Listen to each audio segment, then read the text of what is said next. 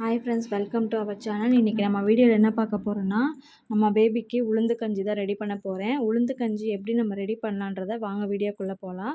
அதுக்கு முன்னால் நம்ம சேனலை சப்ஸ்கிரைப் பண்ணாதவங்க சப்ஸ்கிரைப் பண்ணிக்கோங்க. பக்கத்தில் இருக்க பெல் ஐக்கானை ப்ரெஸ் பண்ணிக்கோங்க. நான் ஒரு அரை டம்ளர் உளுந்து எடுத்திருக்கேன். அதே ஈக்குவலாக அரை டம்ளர் அரிசி எடுத்திருக்கேன். இது நல்லா 2 வாட்டி வாஷ் பண்ணிவிட்டு அதுக்கப்புறமா ஒரு பிளேட்டில் போட்டு காய வச்சுடுங்க. ஒரு 10 மினிட்ஸ் தண்ணி இல்லாமல் நல்லா ட்ரை ஆகிற வரைக்கும் காய வச்சு எடுத்துக்கோங்க.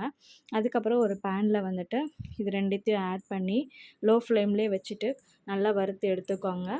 இது கொஞ்சம் லைட்டாக கலர் சேஞ்ச் ஆகிற வரைக்கும் நல்லா வறுத்துக்கோங்க.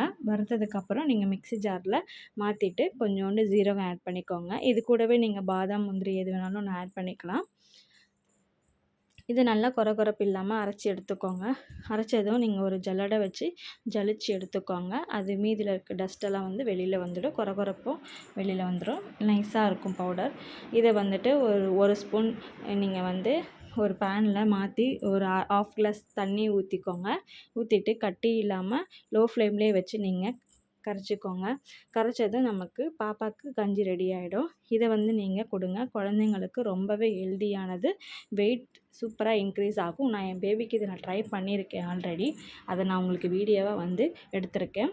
ஸோ எத்தனை பேருக்கு இந்த மாதிரி வீடியோ உங்களுக்கு வேணுன்றதை கமெண்ட் பாக்ஸில் கமெண்ட் பண்ணுங்கள். நெக்ஸ்ட் வீடியோவில் பார்க்கலாம். பாய்.